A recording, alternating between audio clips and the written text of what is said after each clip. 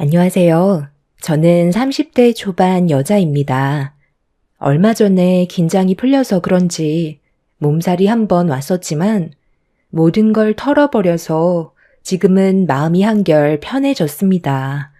남편과 함께한 시간은 2년 정도밖에 안 됐지만 그 기간 동안 남편의 모든 걸 알아버렸고 저를 더 이상 사랑하지 않는다는 걸 확실하게 알았기 때문에 미련 없이 등을 돌릴 수 있었어요. 남편과의 부부관계에 금이 가기 시작했던 건 저희 엄마는 아빠가 예전에 세상을 떠나셔서 제가 남편과 결혼 이후 홀로 지내오고 계셨는데요.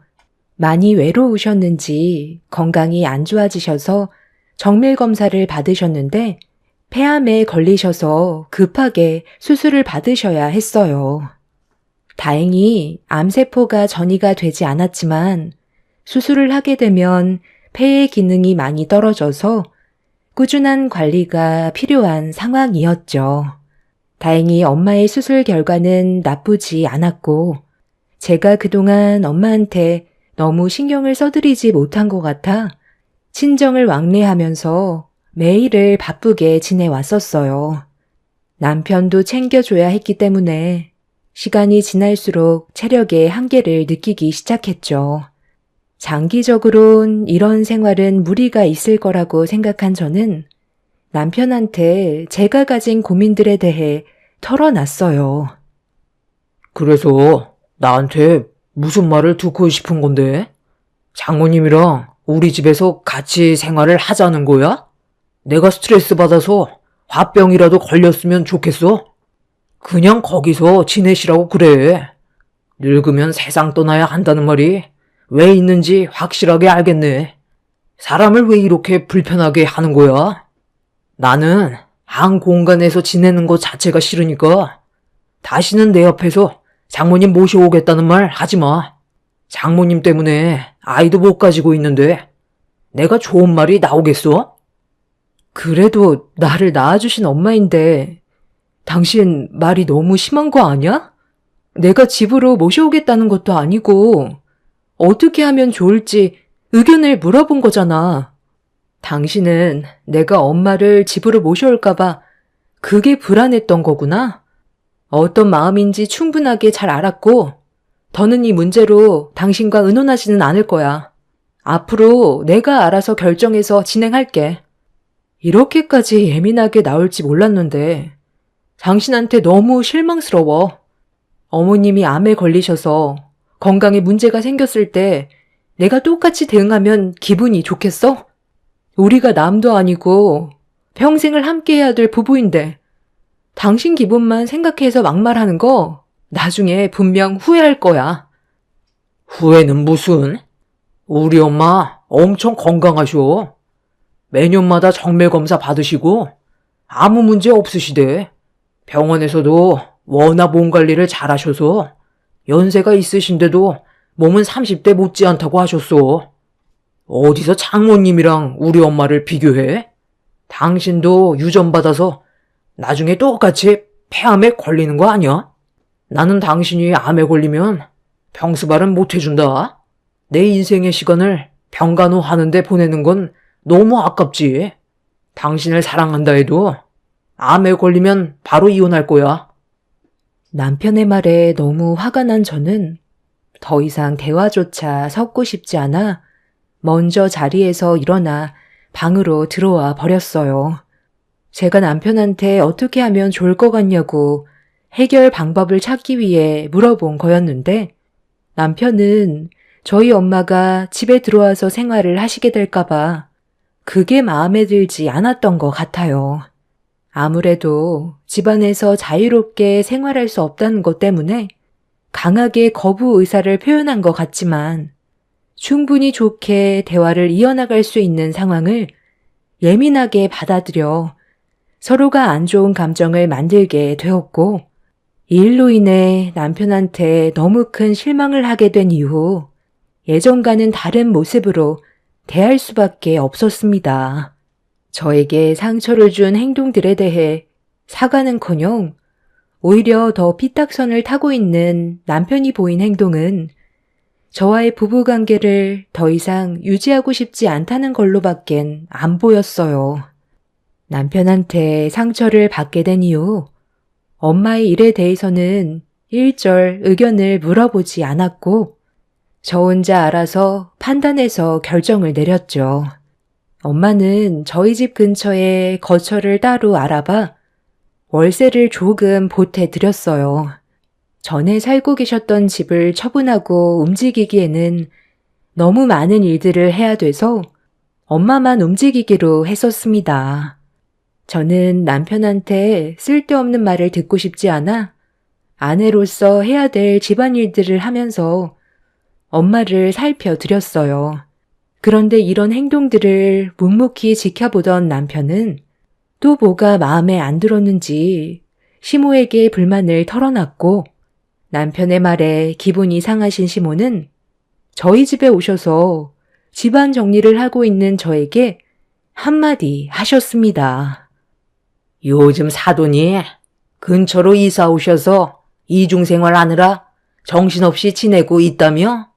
그래서 그런지 집안 꼴이 말이 아니네. 이래가지고 둘이 살아갈 수나 있겠니? 아유, 엄마, 말도 마요. 집에 오는 시간도 들쑥날쑥해서 내가 얼마나 심기가 불편해졌는지 알아요? 자고 있을 때 들어와서 잠이 깨거나 어쩔 때는 밥도 안 해놔서 배달 음식을 시켜 먹은 적도 한두 번이 아니에요. 장모님 건강 문제로 제가 왜 피해를 봐야 하는 건지 모르겠어요. 암에 걸렸다는 말을 듣게 되는 순간부터 상당히 불안했었는데 내가 예상했던 대로 흘러가니까 요즘 짜증도 많아지고 왜 이렇게 살아가야 하는지 모르겠더라고요. 차라리 그냥 노인시설에 보내버리는 게 속 편할 것 같은데 올해 자기 엄마라고 그건 또 싫은지 제 의견은 아예 무시하는데 이 결혼 유지해야 되는 게 맞는 거예요? 엄마가 속 시원하게 얘기 좀 해주세요. 당연히 부부관계에 문제가 생겼는데 해결을 하지 못하면 갈라서는 게 맞는 거지. 네가 이기적으로 행동을 하니까 이런 문제가 생긴 거잖아. 언제까지 이렇게 살 건데? 둘이 이혼할 거니? 아니면 계속 결혼 생활 유지할 거니? 안사도는 노인시설에 들어가지 않겠대? 그냥 네가 억지로 붙잡고 있는 거 아니야? 저희 엄마가 암수술 이후 우울증까지 가지고 계셔서 회복할 때까지는 시설 쪽보다는 제가 곁에 있어드리는 게 훨씬 더 많은 도움이 될 거라고 진단을 받았는데 이런 상황이라는 걸 저 사람한테 설명해주고 이해 좀 해달라고 부탁까지 했는데도 돌아오는 대답은 항상 저희 엄마에 대한 불만이었어요. 저도 지금 최선을 다해 살아가고 있는 거라고요. 제 입장에 대해서는 조금만 생각해 주실 순 없는 거예요? 당신도 우리 엄마가 암에 걸리기 전에는 나한테 잘해줬었잖아. 그런데 불편한 일들이 생기니까 지금 이런 식으로 불만을 표출하는 것 같은데 엄마가 계속 건강이 안 좋아지는 것도 아니고 수술하시고 회복한 지 얼마 되지 않았으니까 혼자서 생활하시는 기간 동안 내가 옆에서 살펴드리고 싶다는 건데 나를 조금도 이해해 줄 순 없는 거야? 나랑 정말 이혼하고 싶어? 이혼하면 하는 거지. 나는 뭐 이런 삶을 살고 싶었는지 알아? 장모님은 몸이 왜 이렇게 약하셔서 사람을 왜 이렇게 힘들게 만들어? 그냥 알아서 노인시설에 들어가시면 되는 거지. 당신이랑 내가 좋은 관계를 유지하기 힘들 것 같으면 하루빨리 이혼하고 서로 각자 갈 길 가면 되는 거야. 그래, 그렇게 해라. 해결도 되지 않는 거 서로 입 아프게 얘기해봤자 뭐 하겠니? 차라리 그냥 하루빨리 해결하고 각자의 삶으로 돌아가면 되는 거지. 지금 상황에서 아이를 가질 수도 없는 노릇인데 언제까지 기다릴 수도 없는 노릇이고 우리 집안에 피해만 주고 있으니 이참에 빨리 이혼하고 너는 다른 여자 알아봐라. 우리 동네에 글쎄 너보다 1살 어린데 아직 결혼을 하지 않은 처자가 있더라고. 이번에 새로 이사를 왔다고 하길래 관심 있어서 지켜보고 있었거든. 그런데 요 며칠 전에 지나가는 길에 그 처자랑 마주쳐서 잠깐 대화 좀 나눠봤었는데 어찌나 예의 바르던지 애도 숨풍숨풍 잘나게 생겼더라고. 거기에다가 아직 만나는 남자가 없다고 하더라. 다른 남자가 채가기 전에 네가 서둘러 작업해라. 혹시 모르니까 일단 임신부터 시키는 게 어떻겠니? 지금 제 앞에서 뭐 하는 거예요? 법적으로 저희 아직 부부이고 이혼을 할지 말지 확실하게 결정하지도 않았는데 어떻게 그런 말을 하세요? 우리 엄마가 얼마나 손주가 보고 싶으셨으면 이렇게까지 하겠소? 이래서 당신이 이기적이라는 거야. 나는 오늘 확실하게 결정했어. 우리 관계 여기까지만 하고 각자 갈 길 가는 게 좋겠어. 나도 우리 엄마가 말한 그 여자가 상당히 궁금해졌거든. 당신한테 위자료 같은 거 주기 싫으니까 하루라도 빨리 이혼을 해야 그 여자에 대해서 알아가지. 당신도 나랑 그냥 이혼하고 마음 편하게 장모님 옆에서 병수발 들면 좋잖아. 내 눈치 볼 거 없이 평생 장모님 수발이나 들며 살아. 그래, 그게 좋겠다. 서로 인연이 아니라고 생각하면 최대한 빨리 갈라서는 게 인생을 허비하지 않는 길이다. 그나저나 내가 요즘 50견이 와서 그런지 자꾸 우울해지는 것 같은데 아마 며느리 때문에 스트레스를 많이 받아서 그런 거겠지. 그래서 아들, 엄마가 이번에 여행을 좀 다녀오고 싶은데 보내줄 수 있니? 아, 당연히 보내드려야죠. 저번에도 거제도 한번 가보고 싶다고 하셨죠? 이번에 지인분들과 거제도 쪽으로 여행 한번 잡으세요. 제가 별장 하나 빌려놓을게요. 우리 엄마는 노인시설로 보내겠다고 하면서 어머님은 거제도 쪽에 별장 하나 얻어준다고? 내가 그동안 당신 집안 식구들한테 잘하려고 노력했던 건 아무것도 아니었나 봐. 우리 엄마가 그래도 사이 온다고 했을 때 얼마나 많이 신경을 써줬었는데 어머님은 여행 보내드리고 우리 엄마는 노인시설이니? 그래서 뭐 어쩌라고? 우리 이제 더 이상 서로 신경 안 써도 되는 거 아니야? 네가 돈이 없으니까 노인시설 보내라는 거잖아. 나는 너보다 몇 배는 더 보니까 우리 엄마 여행 보내드리겠다는 거고 잘못된 거 없잖아. 엄마, 내가 거제도 별장 검색해보니까 200만 원짜리 괜찮은 상품이 하나 있네요. 여기 어때요?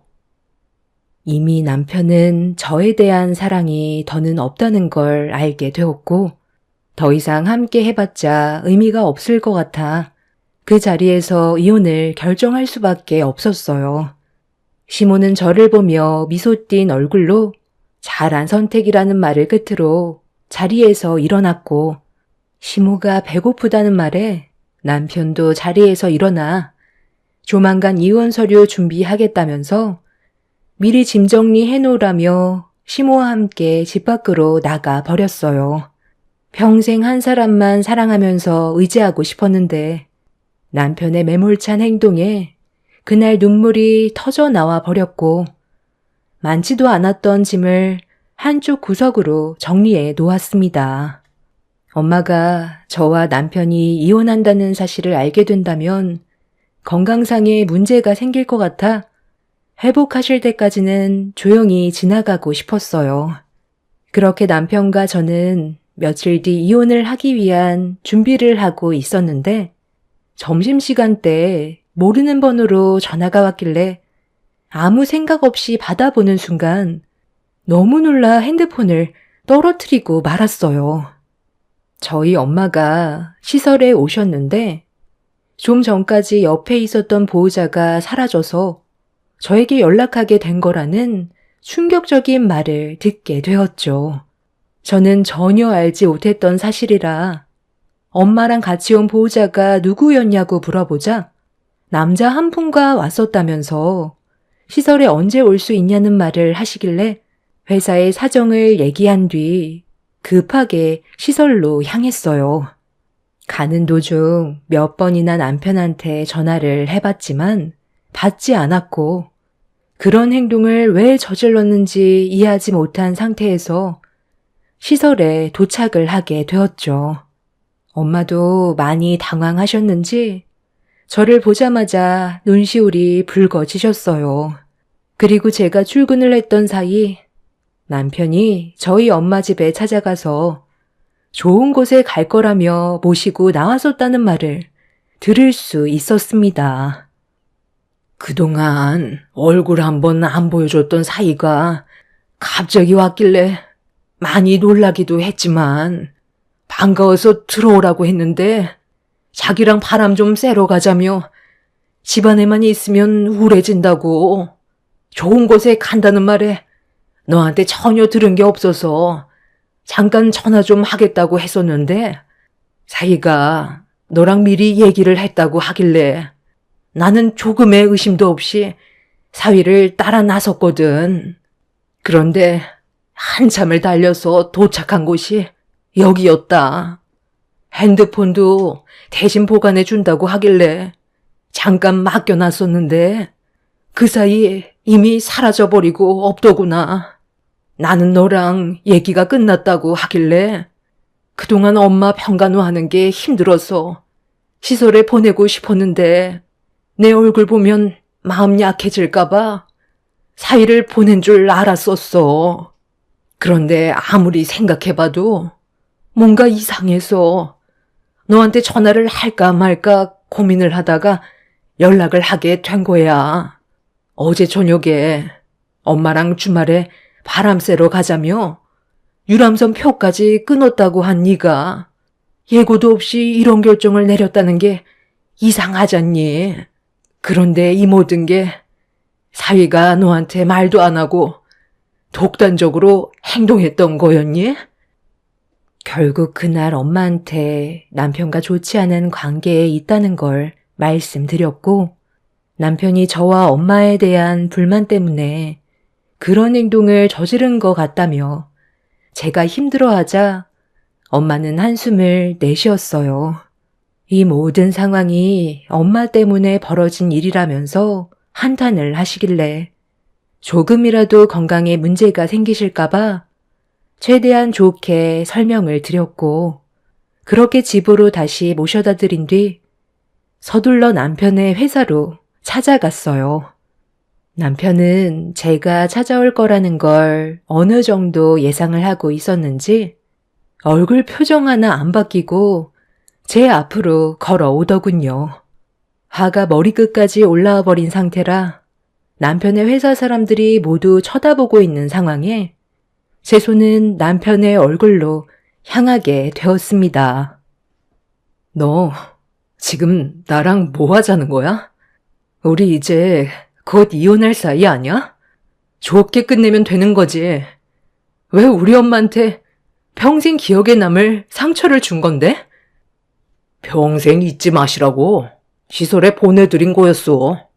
누구 때문에 이혼을 하게 됐는지 본인도 아셔야지. 장모님이 암에 걸리지만 않았어도 우리가 이렇게까지 됐겠어? 암에 걸리셨으면 조용히 세상을 떠나시던가. 몇 년 더 사시겠다고 버티시는 거 나는 정말 꼴보기 싫었었다고. 그래서 그냥 시설에 보내버리고 싶었어. 2번 다시 찾아오지 말라고 핸드폰까지 달라고 했던 건데 장모님은 끝까지 눈치가 없으시네. 조용히 시설에 박혀 계시면 되는 걸 굳이 밖으로 기어 나오시는 것 보면 장모님도 참 민폐야. 아마 100살 꽉 채우시고 세상 떠나실 것 같다. 장모님이랑 평생 지지고 볶고 살아라. 남편의 거침없는 말에 씻을 수 없는 상처를 받게 된 저는 또 한 번 뺨에 손을 올려 버렸고 준비되어 있던 이혼 서류를 얼굴에 던져버린 뒤 밖으로 나와 버렸어요. 암 수술한 저희 엄마는 저와 한마디 상의도 없이 노인시설에 보내고 50견 온 시모는 200만 원 거제별장을 빌려준 남편이 용서가 되지 않았어요.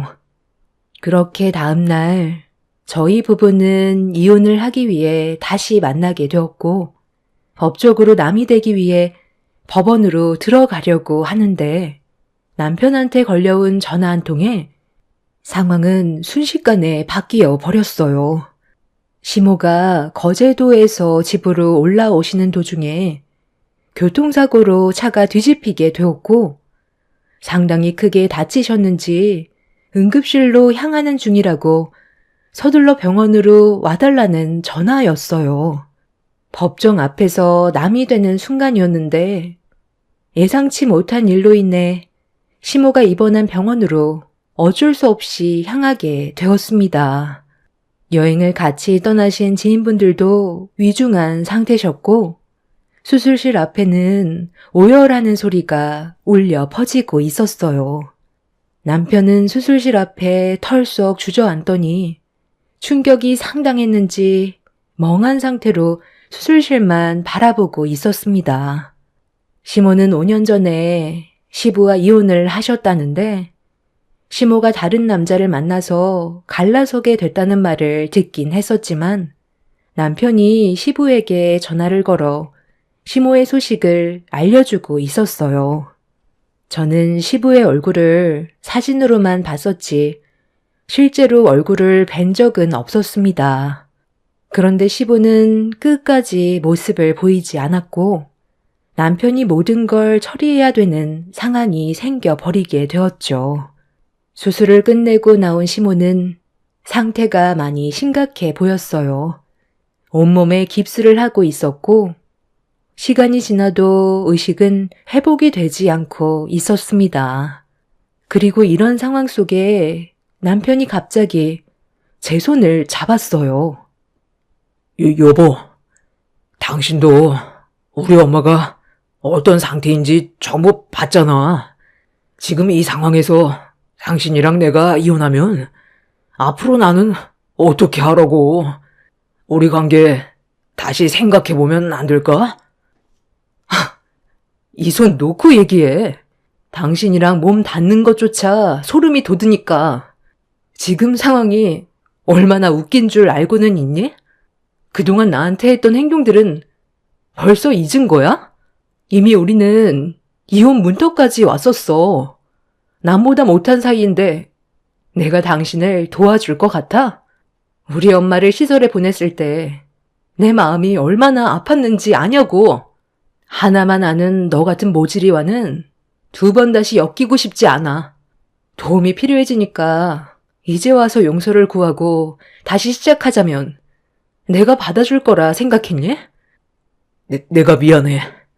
그동안 나만 편하자고 생각 없이 했던 모든 행동들 평생 뉘우치며 살 테니까 우리 관계 다시 시작할 수 없을까? 내가 무릎이라도 꿇을게. 우리 엄마한테는 지금 당신의 도움이 필요하다고. 아버지도 더 이상 상관없는 일이라면서 안 오시는데 나 혼자 지금의 상황을 어떻게 헤쳐나갈 수 있겠소? 어머님이 바람 피워서 이혼했는데 아버님이 오시는 게 이상한 거지. 그냥 업보라고 생각해. 200만 원까지 거제도 별장을 알아봐 준 거 당신이잖아. 어머님이 저렇게 된 건 전부 다 당신 때문이라고. 원래 사람은 받은 만큼 돌려주는 거야. 내가 받았던 상처 당신도 그대로 느껴봤으면 좋겠어. 남편은 손이 발이 되도록 빌었지만 저는 전혀 받아줄 마음이 없었습니다. 시모가 저에게 했던 상처되는 말들과 남편이 저희 엄마를 시설에 보냈을 때 받았던 아픔들을 잊을 수 없었기 때문에 제가 도와줄 생각은 전혀 없었어요. 끝까지 제 발목을 잡고 놓아주지 않으려는 남편을 뿌리치며 병실 밖으로 나와 집으로 돌아온 저는 한동안 집으로 돌아오지 않는 남편과의 이혼을 잠깐 미루게 되었고 엄마도 시모의 소식을 접하시곤 많이 놀라셨는지 그래도 걱정을 하셨어요. 남편과 좋은 관계가 유지되었다면 당연히 시모 곁에서 간호를 해드렸겠지만 이미 저희들은 씻을 수 없는 상처를 받았던 터라 제가 시모의 곁에 있어줄 필요는 없었습니다. 시모는 겉보기와 다르게 신경에는 전혀 문제가 없었고 골절상으로 몇 달간 입원을 해야 되는 상태셨어요. 남편은 이혼을 잠깐만 미뤄달라면서 시모가 어느 정도 회복이 될 때까지만 시간을 달라고 하길래 너무 매몰차게 강행하는 것도 좋지 않을 것 같아 그 전에 남편과 엮여있는 것들을 하나하나 정리하고 있었어요. 이혼을 하게 되면 2번 다시 얼굴을 보고 싶지 않을 텐데 또다시 번거로운 일을 만들고 싶지 않아 그 전에 남편과 부부 생활하는 동안 여러 가지로 엮여있던 문제들을 전부 다 끊어내었죠. 그렇게 1달 정도의 시간이 흘렀을 때 시모는 어느 정도 정신을 회복하셨지만 의사의 말로는 1년 정도는 재활치료를 해야 그나마 정상적인 생활이 가능할 거라고 하셨습니다.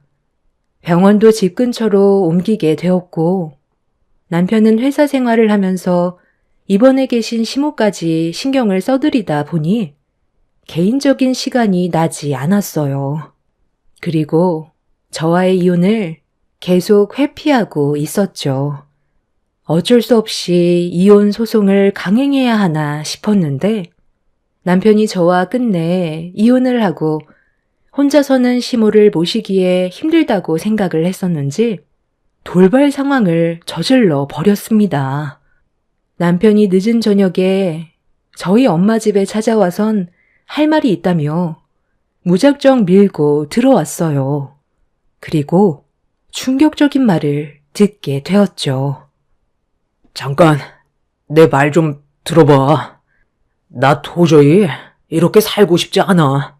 그동안 우리 엄마 병간호하면서 정말 많이 느낀 건데 내가 생각이 짧았던 것 같아. 당신이 얼마나 힘들었는지 뼈저리게 느끼고 있어. 그러니까 우리 이혼하지 말자. 당신까지 옆에 없으면 나는 어떻게 살라고. 의사가 나한테 뭐라고 했는지 알아? 엄마가 다시 예전처럼 걸어 다닐 수 있을 정도가 되려면 엄청난 노력이 필요하대.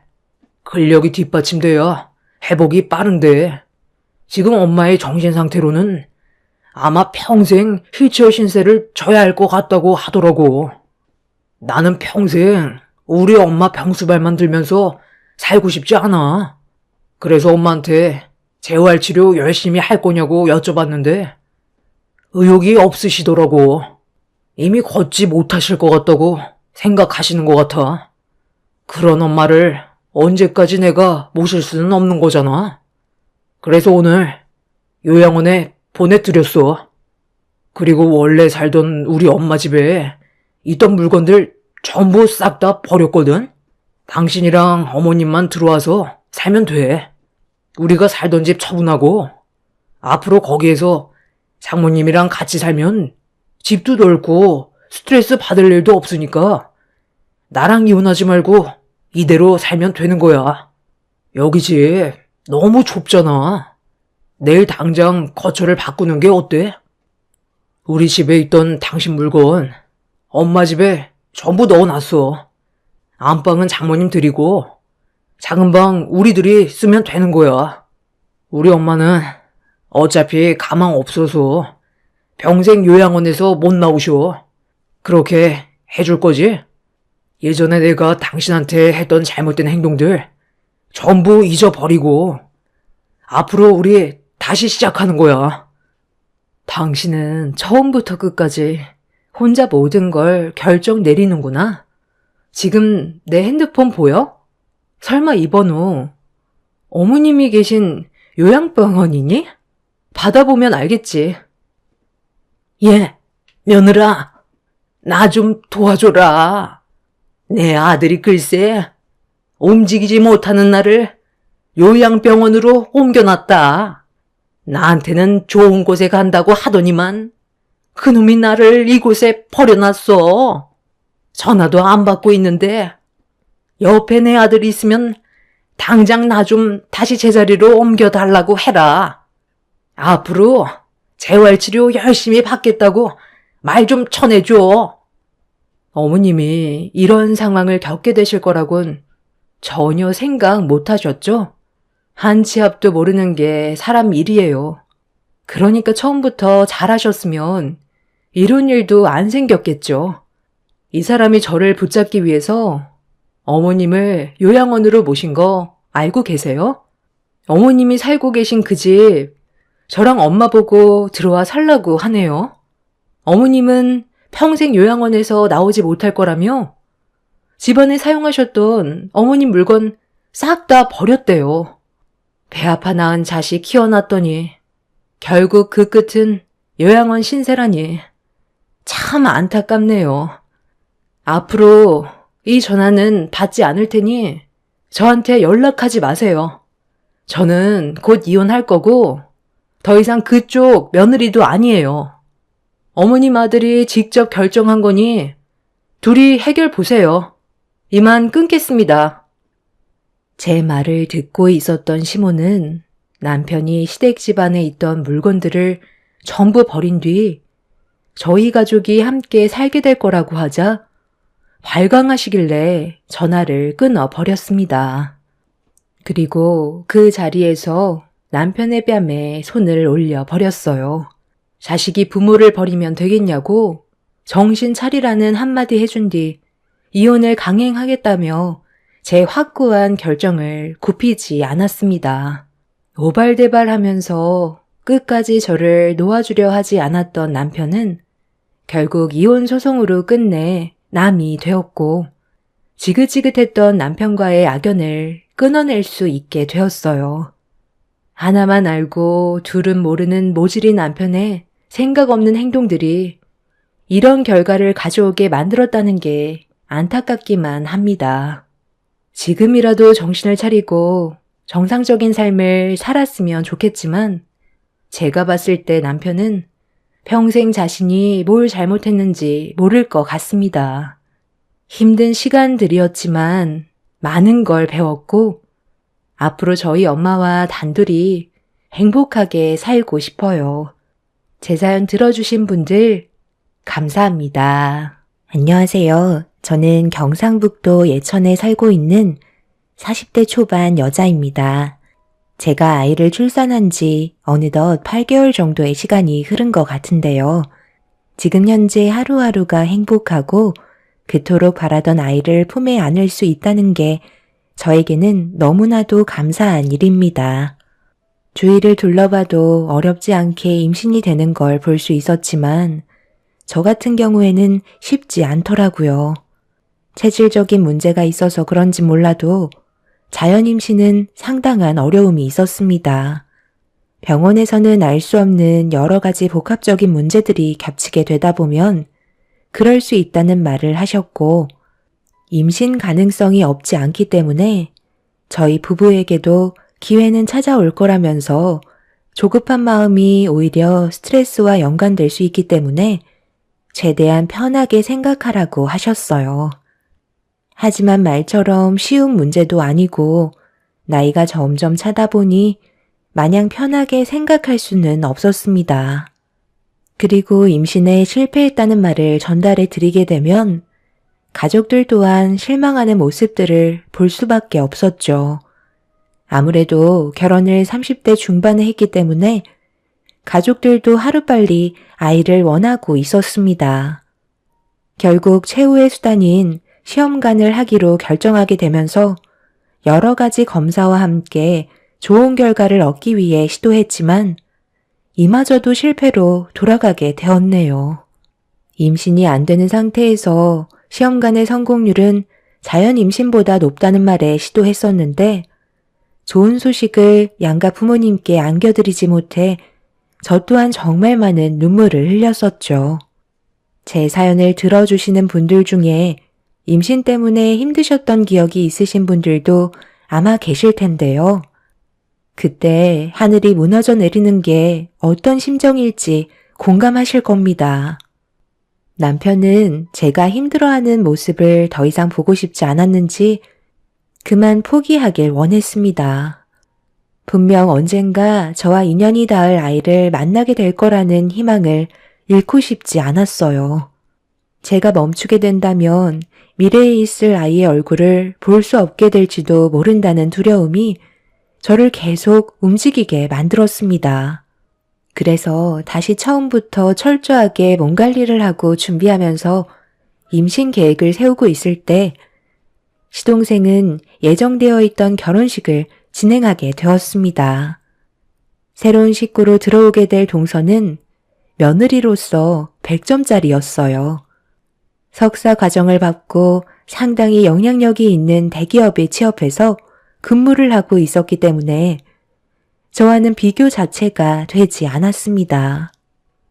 그리고 며느리로 들어오게 되면서부터 시모의 마음은 이미 동서에게 떠나셨고 항상 보란듯이 차별을 두셨습니다. 시모의 마음을 모르는 건 아니었기 때문에 그런 모습을 보면서 당연하다고 생각했었네요. 그런데 문제는 시모와 동서의 행동들이 제 마음을 너무 아프게 만들었고 지속적으로 받게 되는 차별 대우와 스트레스는 저를 점점 힘들게 만들었습니다. 시모의 안 좋은 행동들이 동서에게까지 영향을 주게 되면서 저와 단둘이 있을 때도 보기 좋지 않은 모습을 보여주고 있었죠. 저야 시집 오기 전에 이미 검사를 다 받아서 건강하다는 판정을 받았거든요. 최대한 빨리 임신 계획을 세우려고요. 그이한테 들어보니까 형님이 꽤 오랫동안 임신이 되지 않아서 시부모님을 힘들게 만들었다면서요? 그런데 저까지 임신을 서두르지 않으면 얼마나 마음이 아프시겠어요. 이참에 최대한 빨리 임신해서 시부모님한테 점수 따야죠. 다른 건 다 필요 없고 손주만 안아볼 수 있다면 소원이 없겠다고 하시던데요. 제가 임신이 된다면 형님은 분명 점점 더 힘들어지실 텐데 앞으로 얼굴은 들고 다니실 수 있으시겠어요? 너무 걱정돼서 드리는 말이니까 상처받지 않으셨죠? 동서가 임신이 되던 안 되던 나한테 그건 그렇게 중요한 문제가 아니야. 최대한 빨리 시부모님께 손주를 안겨드리면 당연히 좋아하시겠지. 내가 거슬리는 건 동서의 행동들이야. 나보다 훨씬 많은 것들을 배운 동서가 입에서 나오는 말들은 상당히 저급한데 원래 그런 성격을 가지고 살아왔었던 거야? 아니면 어머님이 동서 앞에서 대놓고 나를 무시하고 차별하니까 동서도 나한테 그렇게 해도 된다고 생각하는 거야? 솔직히 내가 지금 기분이 썩 좋지 않거든? 앞으로 내 앞에선 입조심 좀 해줬으면 좋겠어.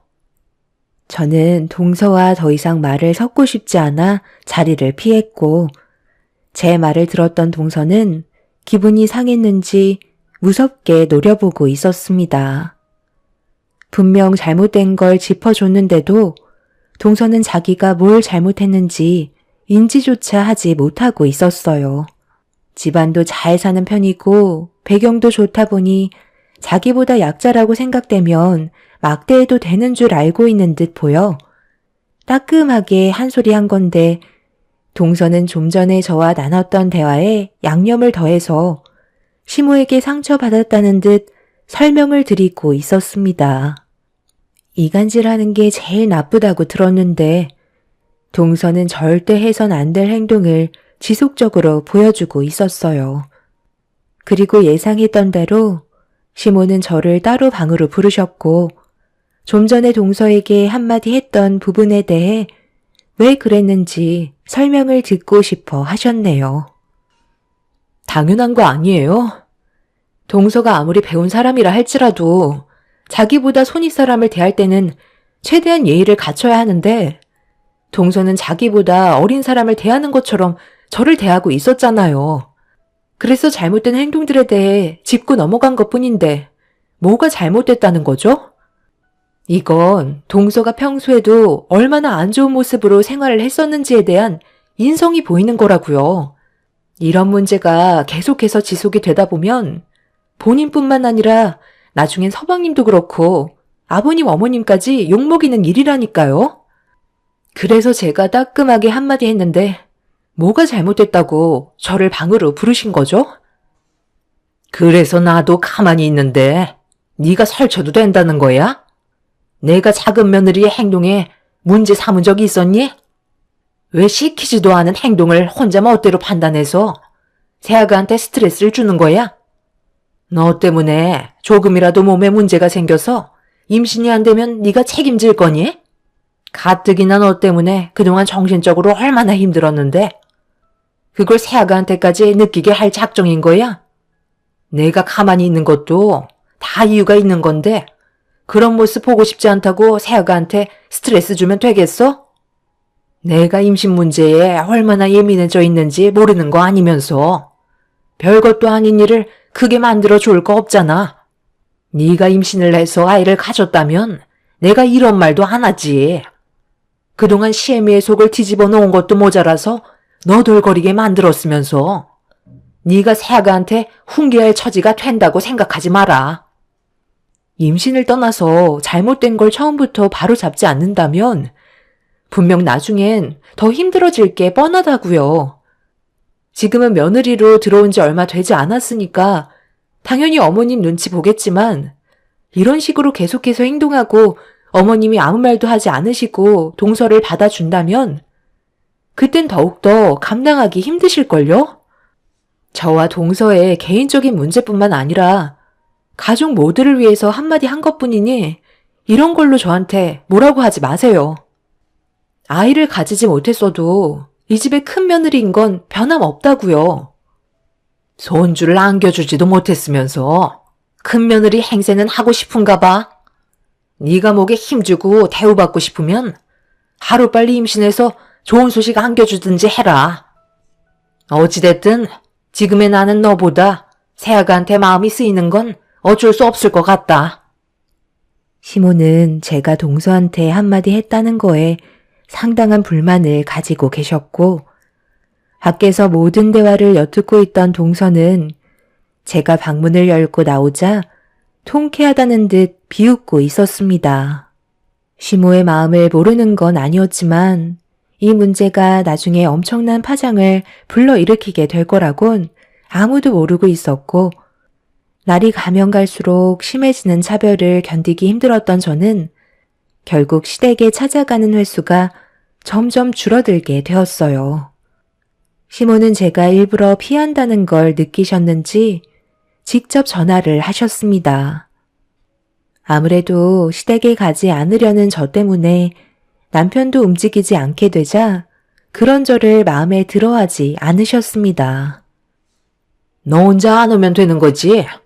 왜 내 아들까지 못 보게 만드는 거야? 당장 안 튀어와? 오히려 네가 이럴수록 점점 더 안 좋아진다는 걸 모르지 않을 텐데 아예 인연을 끊어낼 작정인 거니? 애초부터 누가 잘못한 건데 왜 나를 나쁜 시애미로 만들려 드는 건지 도통 모르겠다. 어떻게 매번 너한테 좋은 말만 해줄 수 있는 것도 아닌데 몇 마디 한 걸 가지고 기분 상해서는 가족 모두가 모이는 오늘 같은 날 오지 않겠다고 하면 여기에 있는 사람들 기분까지 망치겠다는 거야? 제가 몇 마디 한 걸 가지고 이러겠어요? 어머님, 저도 사람이고 감정이 없는 것도 아니에요. 가볍게 뱉으신 말들이 저에게는 엄청난 상처로 다가올 수 있다고요. 그런데 어머님은 동서를 옆에 끼고 제가 상처를 받았으면 좋겠다는 듯이 비웃고 계셨잖아요. 그것뿐이에요.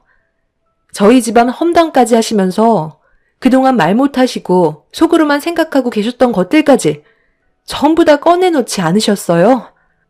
그런 모습을 보려고 제가 왜 일부러 시간까지 내서 상처를 받으려 어머님 댁에 가야 하는 거죠?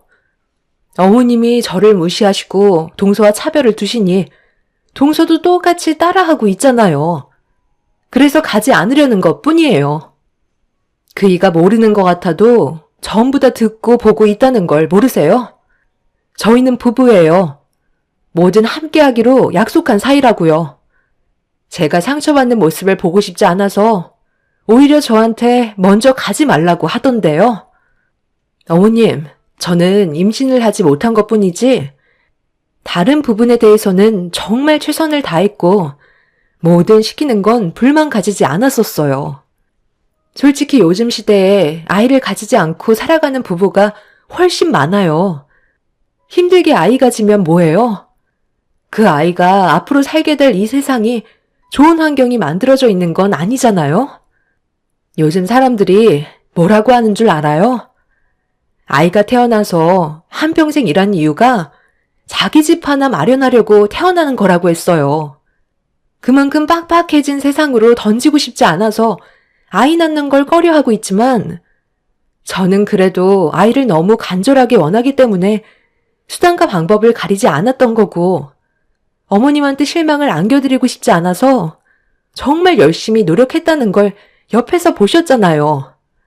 그런데 어머님 댁에 얼굴만 내밀면 기다렸다는 듯 저를 막대하시는데 제가 가고 싶겠어요?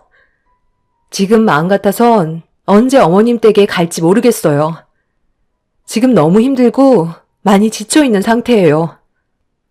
끝까지 너만 생각하는 거지? 나는 어땠을 것 같은데? 같은 여자로서 아이를 가지지 못한다는 게 얼마나 정신적으로 힘든 일인지 내가 모를 것 같니? 그동안 셰미가 노력한 건 안 보이는 거야? 딱 한 번만 성공시키려고 온갖 좋은 음식 다 해먹이고 유명한 한의원까지 찾아가 비싼 돈 지어주면서 얼마나 간절하게 부탁을 했는지 알아? 나도 뒤에서 네가 모르는 노력을 얼마나 많이 했는데 쓴소리 몇 마디 했다고 평생 얼굴 안 볼 사람처럼 행동할 거니? 네가 힘들수록 주변 사람들도 똑같이 힘든다는 걸 알아줘야 하는 거야. 그동안 너한테 드린 돈이 얼만데 쓸데없는 생각하지 말고 내 아들 데리고 빨리 키워와라. 네가 말 안 해도 나 또한 모든 걸 전부 다 내다보고 있고 많은 생각을 가지고 있으니까 너는 임신 준비에나 신경 써라. 만약 오늘 오지 않는다면 2번 다시 얼굴 안 보겠다는 걸로 알고 있으마. 시모도 저에게 쌓였던 감정들이 많았는지 정말 많은 대화를 나눴고 시모의 입장에서 많은 노력을 했었다며 오히려 저에게 서운하다는 듯 불만을 털어놓고 계셨습니다. 시모가 어떤 생각을 가지고 계신지는 도통 알 수가 없었어요.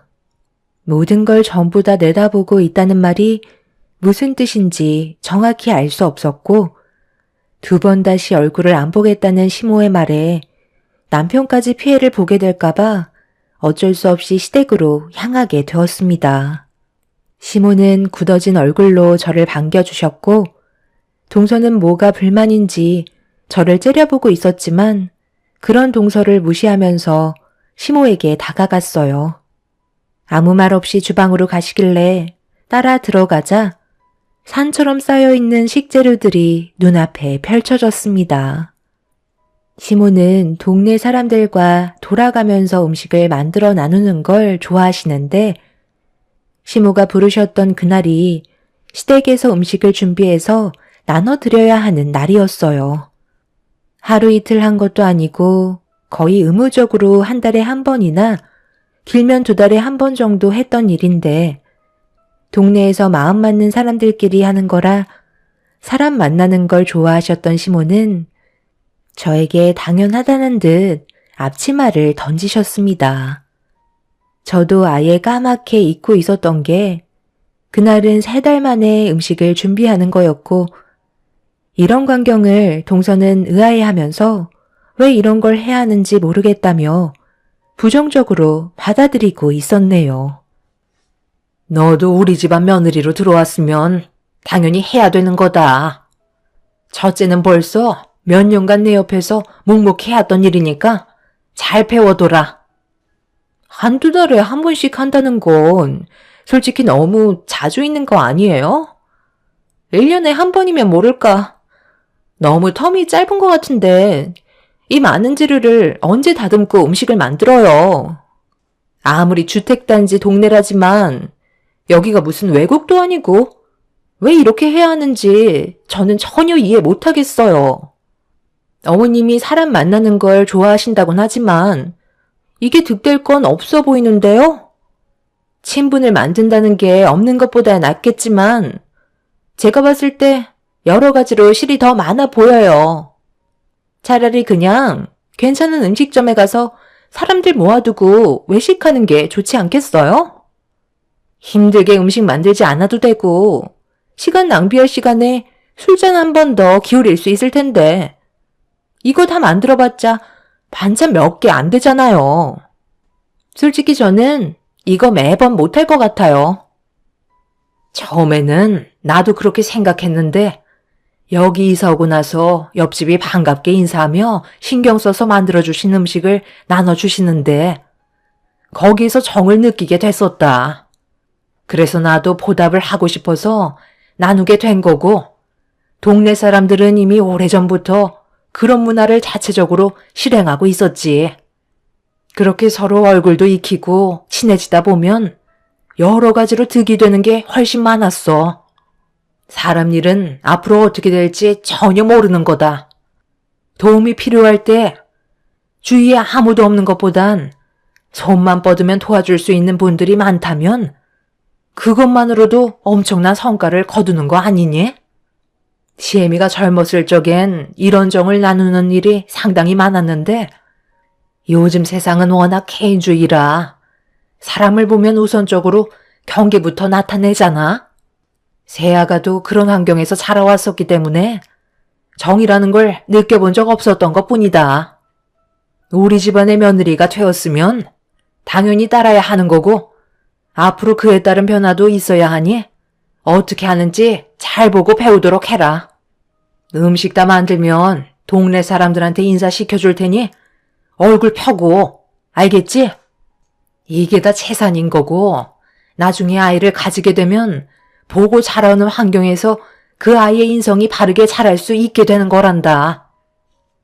어머님, 죄송하지만 저는 그런 노력 하고 싶지 않아요. 제 몸 하나 돌보는 것도 힘들어 죽겠는데 남을 위해 그렇게 할 생각은 더더욱 없네요. 저희 가족이 먹기에는 식재료가 너무 많다고 생각했었는데 전부 다 아무런 대가 없이 나눠주려고 힘들게 만들어야 한다는 게 정말 이해할 수가 없어요. 저희는 그냥 밖에서 외식하고 늦은 저녁에나 들어올 테니 형님 옆에 끼시고 열심히 만드세요. 그리고 앞으로 이런 일 있을 때는 저한테 연락 안 하셨으면 좋겠어요. 괜히 시간만 낭비되잖아요. 동서는 어머님이 왜 이렇게 하는지 좋게 설명해 주시는데 꼭 그런 식의 태도를 보여야 되겠어? 그래봤자 두어 시간만 하면 끝나는 일인데 뭐가 그렇게 불만이 많은 거야? 한 가족의 구성원이 되었으면 그래도 한 번쯤은 어머님 말씀에 따라야 하는 거 아니야? 지금 하는 일이 나쁜 일도 아니고 가족을 위해 하는 일인 만큼 오늘은 어머님 말씀대로 일단 따라오는 게 좋을 것 같은데? 제가 좋게 설명을 하고 있는데도 동서는 저와 시모의 말을 한 귀로 흘려 버렸고 시동생과 함께 밖에서 외식하고 오겠다며 급하게 현관문을 열고 나가 버렸습니다. 동서의 행동을 묵묵히 보고 계시던 시모는 알 수 없는 표정으로 계속해서 식재료를 다듬으셨고 저뿐만 아니라 남편과 시부 또한 옆에서 함께 정신없이 음식을 만들기 시작했어요. 그렇게 저희가 먹을 양만 남겨둔 채 동네 사람들한테 인사를 드리면서 서로의 안부를 물었고 좋은 말을 주고받으면서 하루의 일과를 마무리하게 되었습니다. 그렇게 저희 모두 시댁으로 다시 돌아와 한자리에 모여 간단한 저녁 식사와 함께 대화를 주고받고 있는데 며칠 전부터 몸이 조금씩 이상하다는 걸 느꼈었지만 그날따라 무리하게 움직여서 그런지 상당히 피로했고 속이 계속해서 울렁거리고 있었어요. 점점 표정이 안 좋아지자 시부모님과 남편은 걱정스러운 눈빛으로 저를 바라보았고 동서가 들어온 이후에 스트레스를 많이 받아서 몸살 기운이 생겼는지 미열도 있는 것 같아 방에 들어가 쉬어야만 했습니다. 그렇게 천장을 바라보며 휴식을 취하고 있는데 갑자기 온몸에 소름이 돋을 정도로 충격적인 몸의 반응을 느낄 수 있었어요.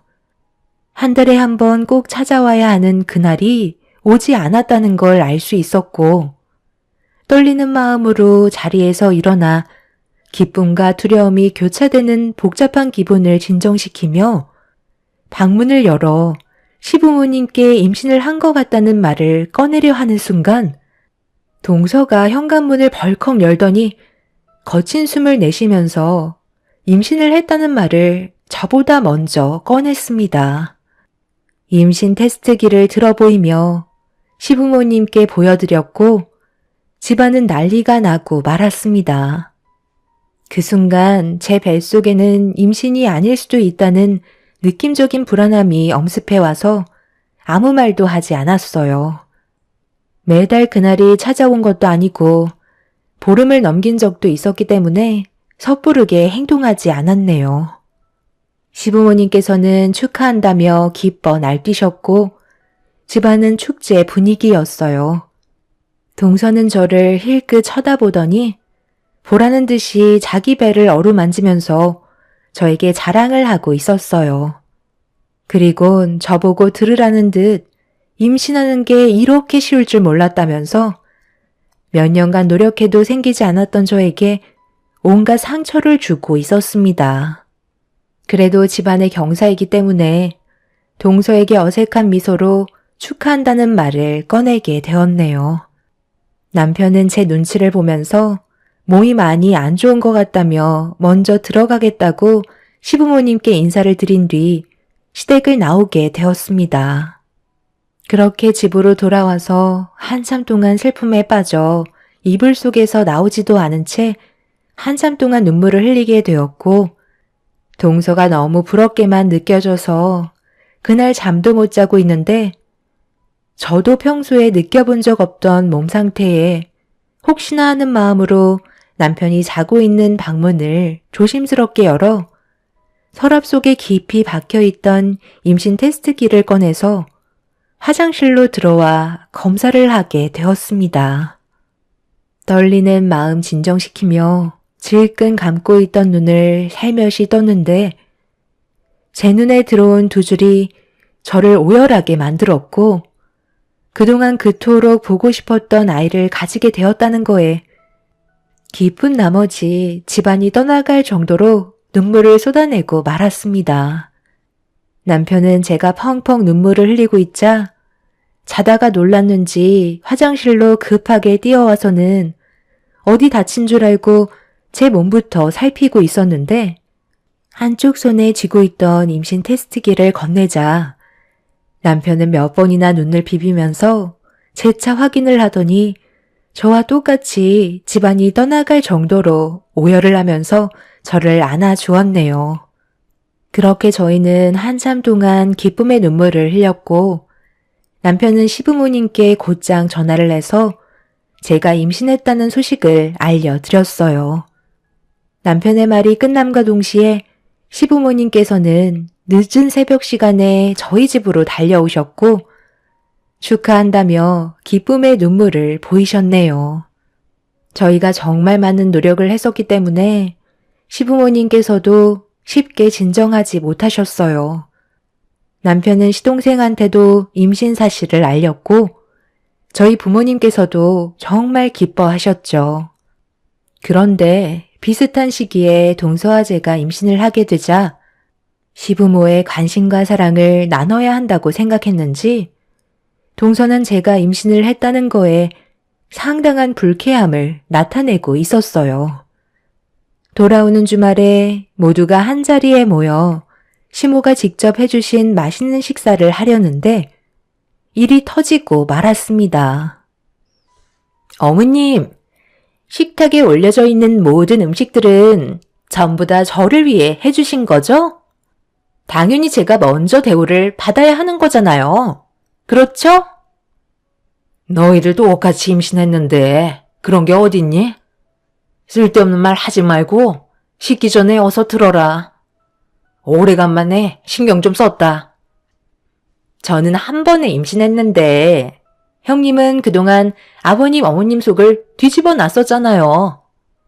임신한 것도 죄송스러운 일이죠.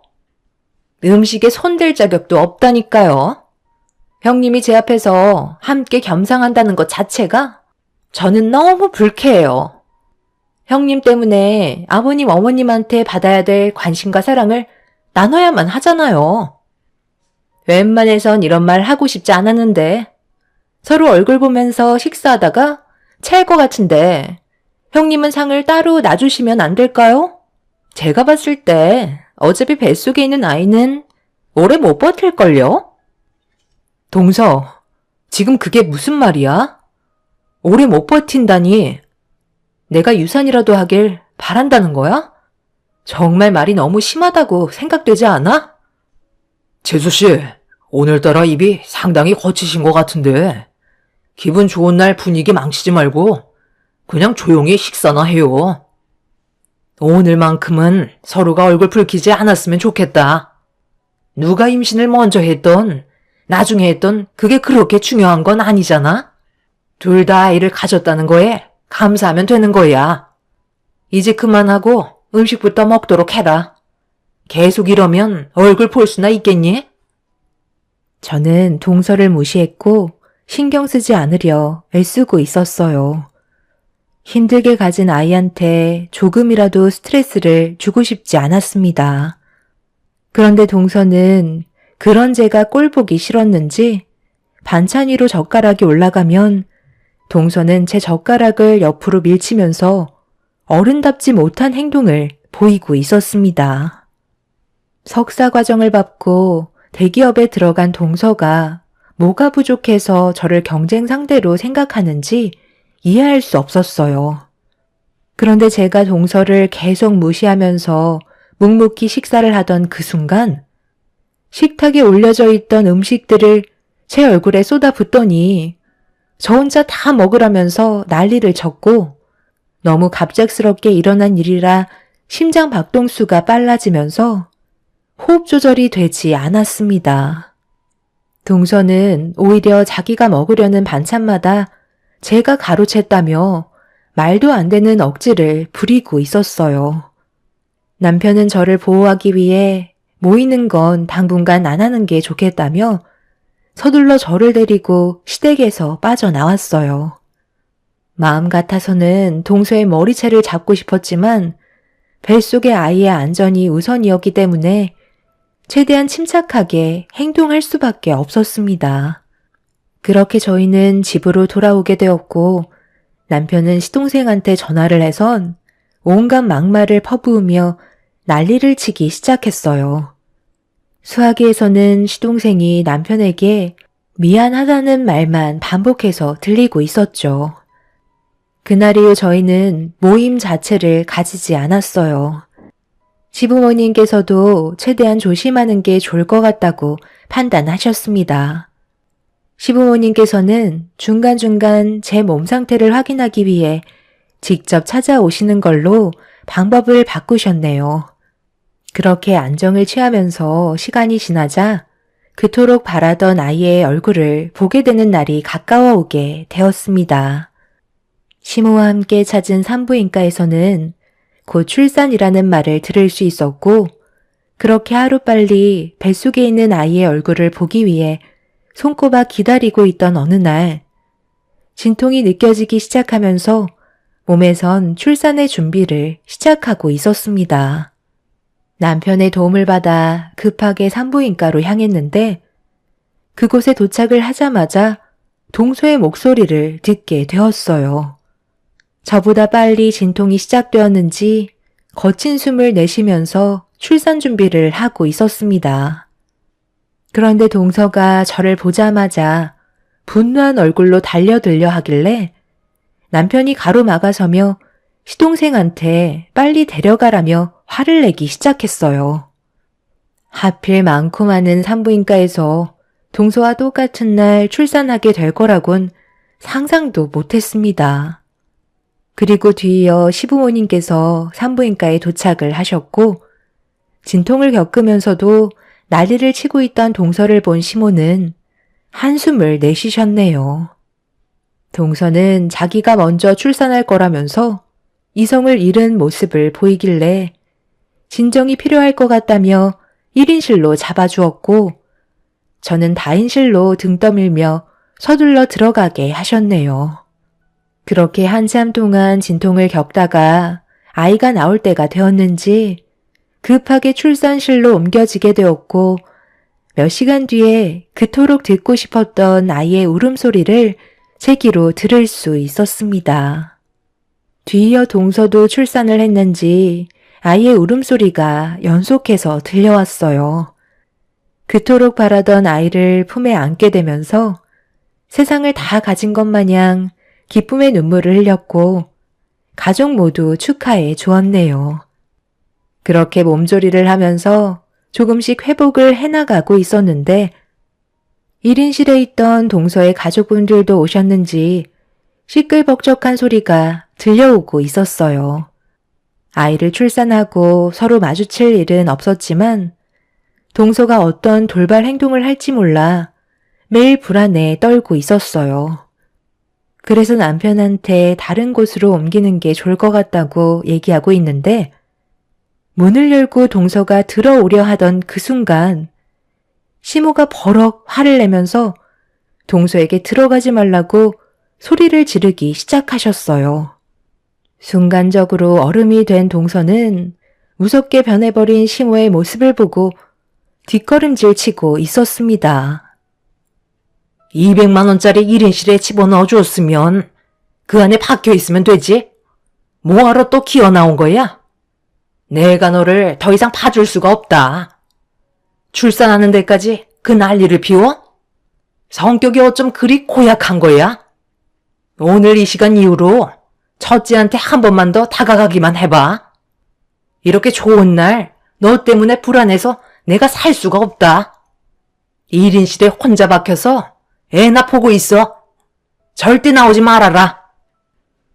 동서는 시모의 막말에 큰 상처를 받았는지 1인실로 돌아가 버렸고 다인실로 들어온 시모한테 인사를 드리려고 천천히 몸을 일으켜 두 발이 땅에 닿으려는 순간 뒤에서 많은 분들이 저를 축하해 주려고 오셨어요. 다름 아닌 그분들은 그동안 시모와 동네 사람들과 함께 음식을 나누면서 정을 나눴던 분들이셨고 축하한다고 다인실을 꽉 채울 정도로 많은 분들께서 오셨습니다. 모두들 제가 임신이 안 돼서 힘들 때 함께 괴로워하며 아픔을 나눠주셨던 분들이셨는데 출산했다는 소식에 시모가 동네 사람들을 전부 다 모시고 오셨던 거였네요. 저는 너무 감사한 나머지 눈물을 쏟아내었고 동네 분들은 그동안 고생 많았다면서 저에게 봉투 하나씩을 건네셨습니다. 그 안에는 출산 축하금이 들어있었고 적지 않은 금액을 준비해 주셨네요. 상상도 못했던 경험을 하게 된 저는 시모의 말대로 인생을 어떻게 살아가야 하는지 느낄 수 있었습니다. 순식간에 침대에는 돈봉투가 한가득 쌓이게 되면서 돈방석에 앉아있는 기분이 들게 되었습니다. 동서는 문틈 사이로 많은 분들께 사랑을 받고 있는 저를 보며 부러운 듯 쳐다보고 있었습니다. 그리고 그날 이후 동서도 느끼는 게 많았는지 저를 대하는 행동들도 변하기 시작했고 지금은 한 가족의 구성원으로 최선을 다해 살아가고 있습니다. 분명 안 좋은 일들도 있었지만 동서가 깨우치는 부분들이 많았는지 그동안 저에게 했던 행동들에 대해 용서를 구하면서 관계 회복을 할 수 있었네요.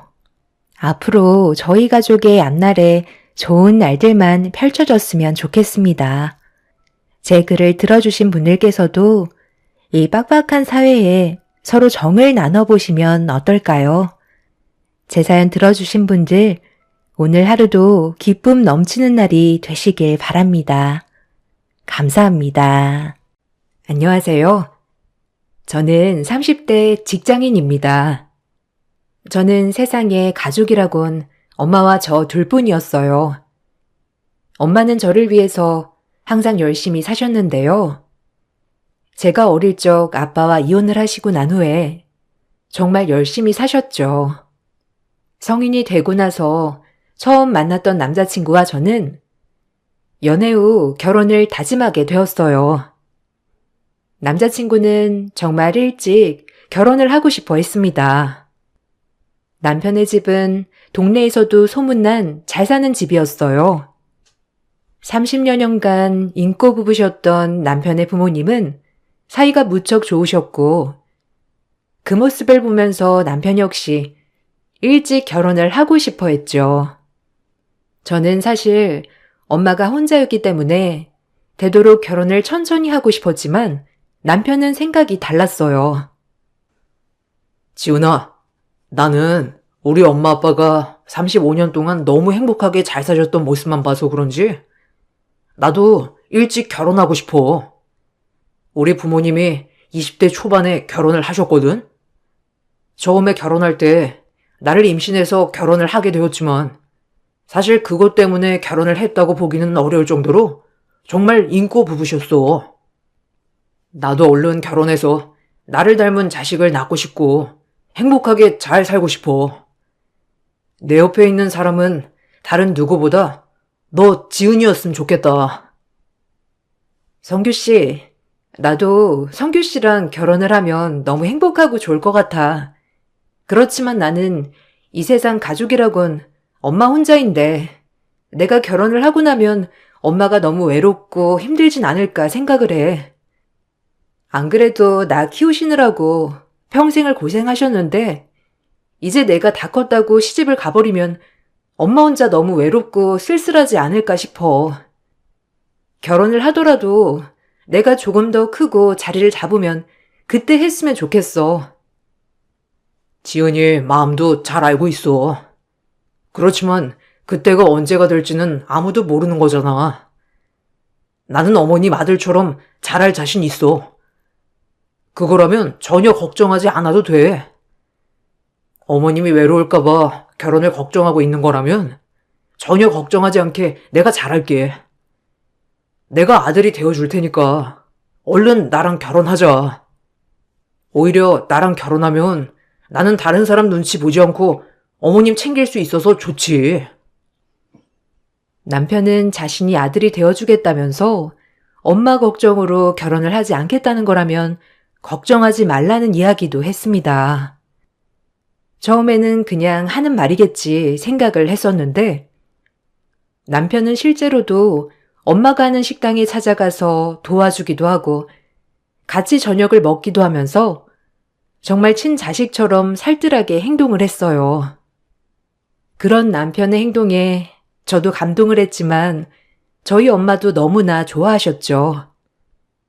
그렇게 저희 집에서는 남편에 대한 좋은 생각을 갖게 되었지만 누구보다 반대를 했던 것은 남편의 어머님이셨어요. 몇 번 놀러가 남자친구의 어머님을 뵙기도 했지만 저를 탐탁치 않아 하셨죠. 그래 왔니? 너희는 어째 매일 이렇게 붙어 다니니? 이제 좀 지겨울 때 되지 않았어? 원래 20대 때는 그냥 몇 번 만나다가 헤어지고 그러는 거야. 이렇게 집에 왔다 갔다 하면서 그러는 거 아니다. 그리고 너, 지은이는 여자애가 무슨 남자의 집에 이렇게 왔다 갔다 하니? 이런 거 다 흉보이니까 이제는 우리 집에 오지 좀 말렴. 엄마, 왜 그래? 나 지은이랑 결혼할 거라니까? 왜 자꾸 그렇게 얘기를 해? 지은이 무안하게. 엄마 너무 그렇게 이상하게 말하지 마. 지은이는 엄마한테 잘 보이려고 노력하는데 엄마는 왜 자꾸 기분 나쁘게 얘기를 해?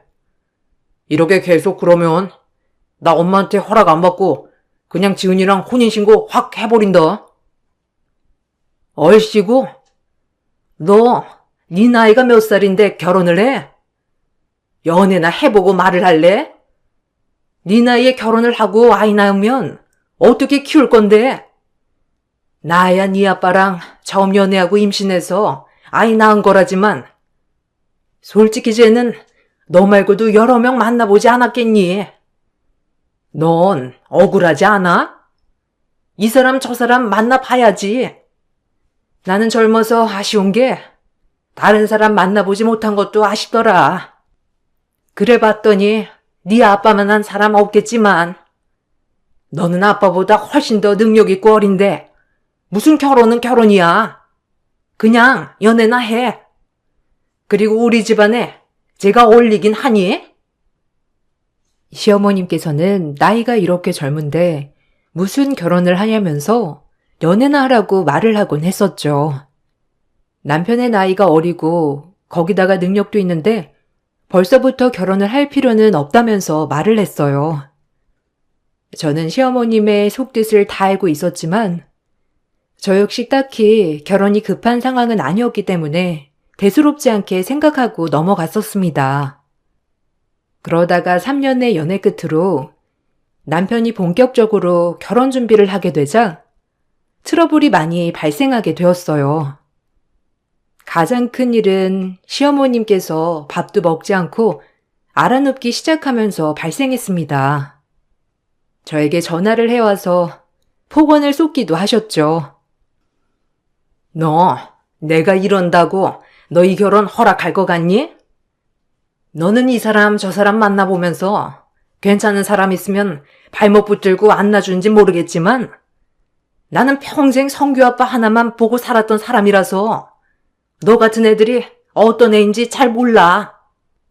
성규 아빠도 그렇지만 우리 성규 얼마나 순진하고 착한데 홀어머니 밑에서 자란 네가 얼마나 여우같이 굴었으면 곳에 넘어가서 결혼을 하겠다고 하겠니?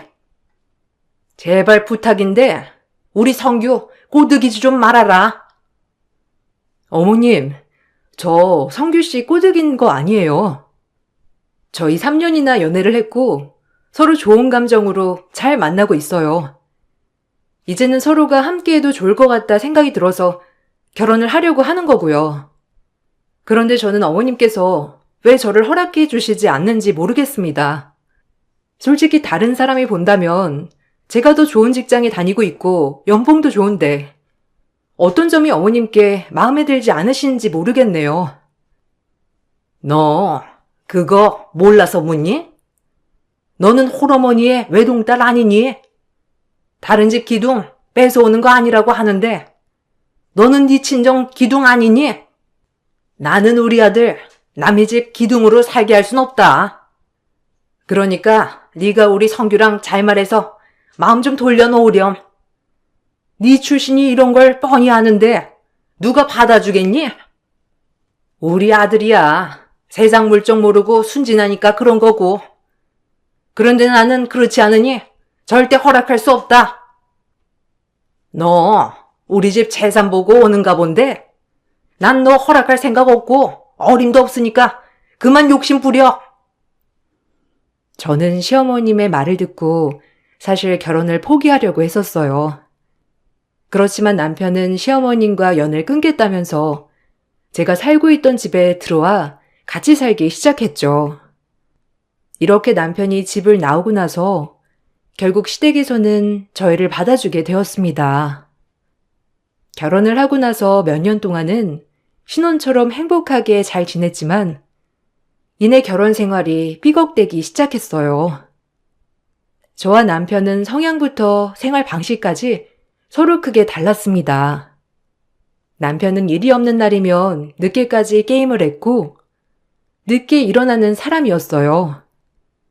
반면에 저는 일이 없는 날에도 일찍 일어나 운동을 하고 늘 일찍 잠에 드는 편이었습니다. 거의 생활 패턴이 반대였기 때문에 이것 때문에 부딪히는 일이 많았죠. 당신은 뻣뻣하고 FM이야. 우리가 아무리 그래도 부부인데 함께 시간을 보내는 시간이 좀 있어야 하는 거 아니야? 이런 식으로 서로 맞춰지는 시간이 없으면 이게 무슨 부부야. 운동을 하는 것도 그래. 내가 뻔히 자고 있는데 그렇게 나와서 운동을 해야 되겠어? 당신은 너무 뻣뻣하고 유연하지 않은 것 같아. 여보, 아무리 그래도 일찍 일어나는 게 좋지 않아?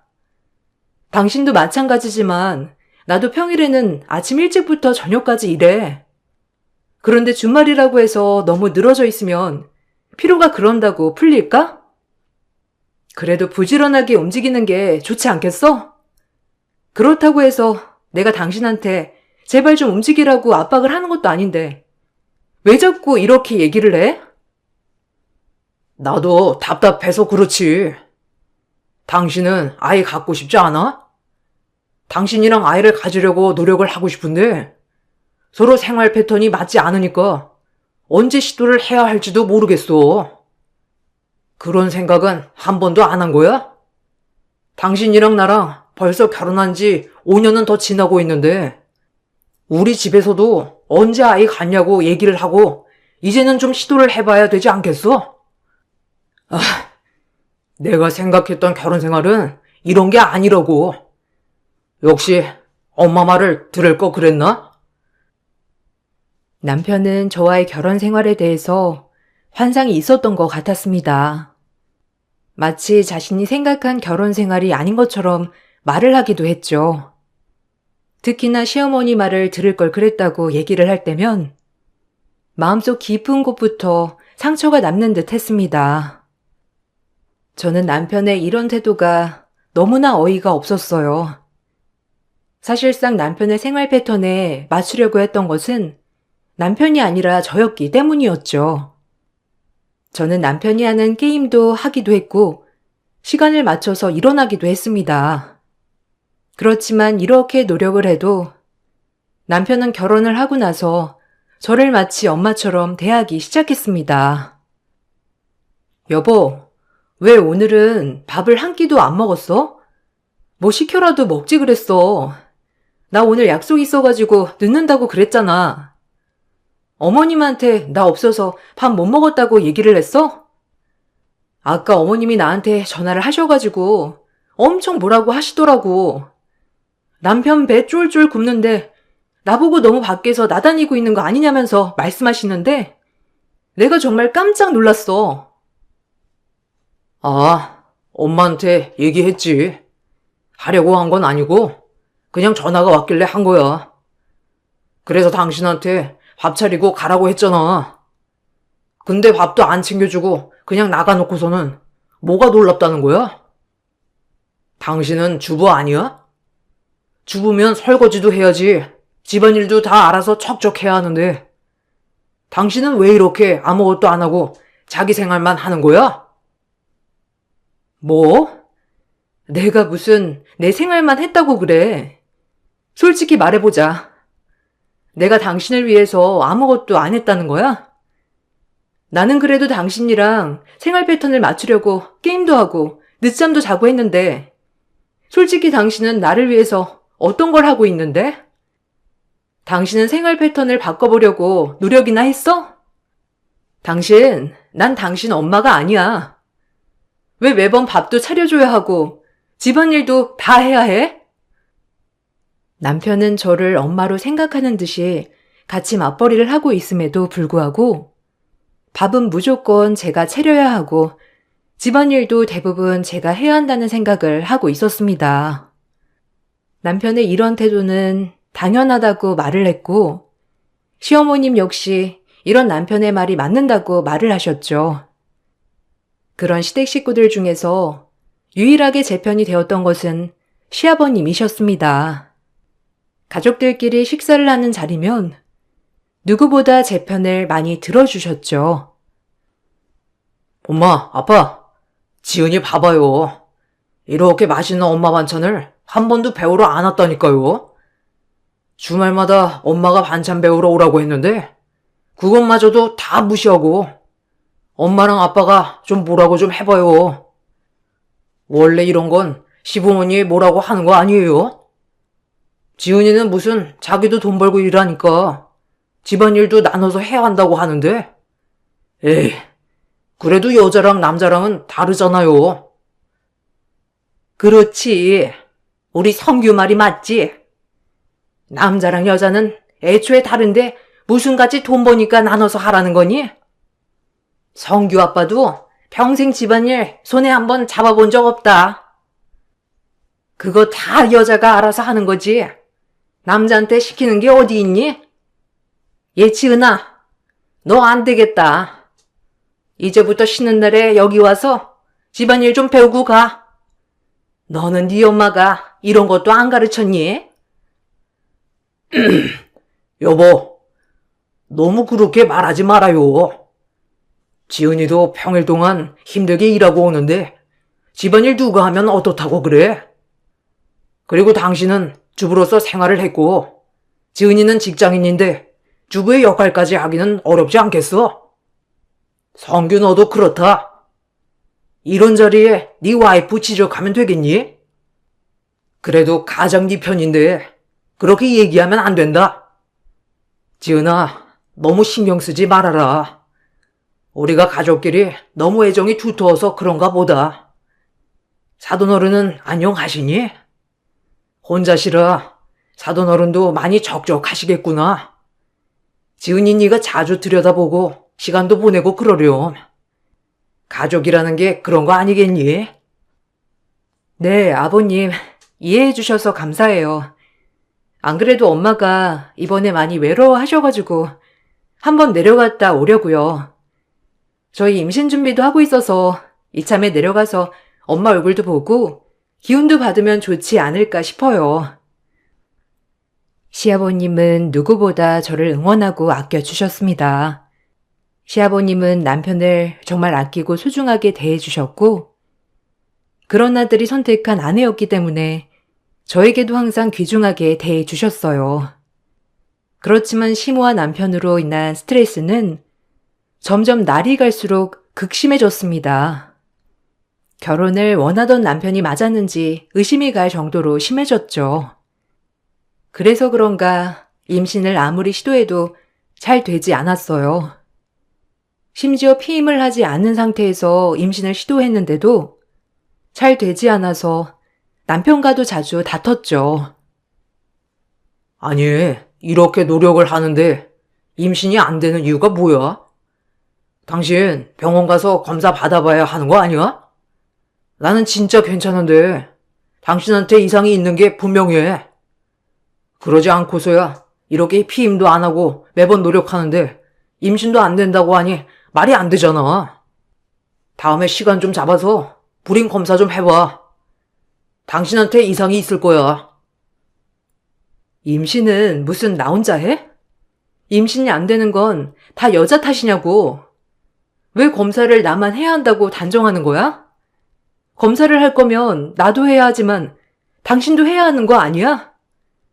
무슨 자신감으로 자기한테는 이상이 없다고 생각을 하냐고. 그러지 말고 우리 같이 가서 불임 검사도 해보고 알아보자고. 아, 내가 이런 얘기까진 안 하려고 했는데 사실 나 당신 만나기 전에 전 여자친구랑 임신했었어. 전 여자친구랑 임신했는데 그때 너무 어려가지고 지웠거든. 이것만 하더라도 내가 임신이 불가능하다고 보기는 어려운 거 아니야? 내 정자는 건강하니까 걱정하지 말고 임신이 안 되는 건 분명 당신 탓이니까 검사 좀 해봐. 뭐? 지금 당신 나 말고 다른 여자랑 임신을 했었다고 말을 하는 거야? 거기다가 아이까지 지웠다고 하는 거고? 아니, 이런 얘기를 어떻게 이렇게 아무렇지 않게 말을 할 수 있어? 나 정말 너무 황당하다. 아무리 그래도 나한테 할 말 못할 말 가려서 해야 하는 거 아니야? 어떻게 전 여자친구랑 임신을 했었다고 그렇게 표정 하나 안 바뀌고 아무렇지 않게 얘기를 해? 아니, 지금 임신했다는 것도 아니고 당신이랑 만나기 전에 만났던 여자친구랑 임신을 했다는 건데 이게 뭐가 이상한데? 그리고 그때는 바로 20살이라서 아이 낳고 키우는 게 더 무모한 거 아니야? 어쨌든 그때랑 지금이랑 뭐 나이 먹은 것 말고는 별반 달라진 거 없는데 그렇게 따지면 내 정자는 이상이 없는 거 아니냐고. 이미 지나간 과거인데 뭘 어쩌겠다는 거야? 자꾸 이런 거에 꼬투리 잡지 말고 지금을 생각해야지. 왜? 불임일까봐 찔려? 저는 남편의 말에 너무나 황당했어요. 결국 이전에 만났던 여자친구와 임신까지 했었고 아이까지 지었던 걸 말을 한 것이었죠. 황당해하는 저를 보고는 오히려 말을 돌린다면서 찔리는 게 있어서 그러는 거 아니냐고 말을 했어요. 저는 검사를 해보았지만 크게 문제가 될 부분은 없었습니다. 다만 스트레스가 심해지니 생리불순이 생기는 것 같다며 듣게 되었죠. 그 사실을 알고 나서 시댁에서는 제가 불임인데 시집을 보냈다면서 난리가 났습니다. 시모는 불임인 딸을 시집 보냈다면서 엄마에게 매번 따지기 시작하셨죠. 아니 사돈, 아무리 그래도 제 기능 못하는 따님을 시집 보내는 게 어디 있습니까? 여자라면 응당 임신을 할 수 있어야 하는 거 아닌가요? 딸도 출산을 해보셨던 분께서 이것도 확인을 안 하고 시집을 보내신답니까? 아무튼 바깥 양반 없으셔가지고 불쌍해서 받아주었더니 이런 식으로 사람 뒤통수를 치십니까? 사돈은 이미 알고 계셨죠? 아니 사돈, 무슨 말을 그렇게 하십니까? 저희 딸아이가 검진을 받아보니 그게 문제가 될 부분은 없다고 하는데요. 사돈께서 잘못 들으신 거 아닌가 모르겠습니다. 저희 딸 임신을 위해서 많이 노력하고 있으니 조금만 더 참아주시면 완성되지 않을까 싶습니다. 아니 솔직히 말하면 저희는 저희 아들 이세도 정말 궁금합니다. 저희 아들이 결혼을 하려고 했던 이유도 화목한 가정을 이루고 싶어서도 있고요. 그런데 불임인 딸을 시집 보냈다니 제 억울함이 얼마나 크겠어요? 거기다가 이미 사돈은 알고 계셨던 거 아니에요? 우리 아들이야 몇 년 전에 임신도 했던 경험도 있는데 그것만 보더라도 우리 아이는 불임의 이유가 없는 거 아닌가 싶어서요. 사돈, 저희 돈 보고 결혼시키려고 하신 거죠? 따님 불임인 거 다 아시고도 결혼시키려고 하신 거 아니냐고요? 저 이거 가만 못 있습니다. 저 8억 위자료 청구할 거니까 그렇게 하세요. 아니 그깟 임신이 뭐라고 8억까지 위자료 청구를 한답니까? 그리고 불임 아니라고 검사상 나오지 않았나요? 이미 결과로도 저희 딸 불임이 아닌 거 나왔는데 어떻게 또 그렇게 말을 하십니까?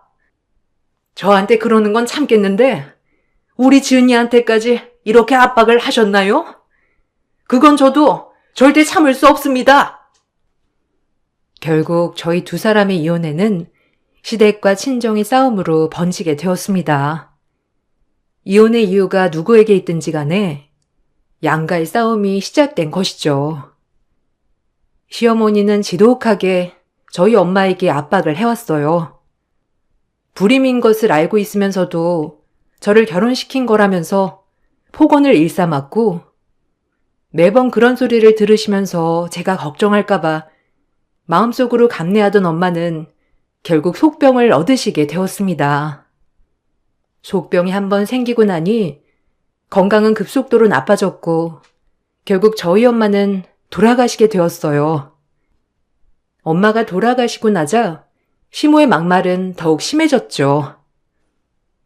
아이고, 너희 엄마도 참 웃긴다. 자기 거짓말한 거 들통나니까 속병이 나다니 너무 웃기지 않니? 예, 너도 이거 다 알고 있었던 거 아니니? 우리 집안 잘 사는 거 알고서 며느리로 들어오면 편하게 살겠다 싶어서 온 거 아니냐고. 너희 엄마는 바로 위자료 청구한다고 하니까 덜컥 겁나서 속병 생긴 거 아니냐고. 어머님, 저희 엄마 돌아가셨어요. 그랬는데도 그런 말을 하고 싶으신가요? 어머님이 저희 엄마에게 계속 전화해서 압박하셨잖아요. 8억이나 위자료 청구하겠다면서 어머님 하시는 변호사들 많다고 협박하셨잖아요. 제가 모를 줄 아세요? 됐습니다. 저도 이런 집구석에서 더 이상은 참을 수 없을 것 같네요. 뭐가 되었던 저 더 이상 성규 씨랑 살 수 없을 것 같네요. 예, 말은 바로 해야지.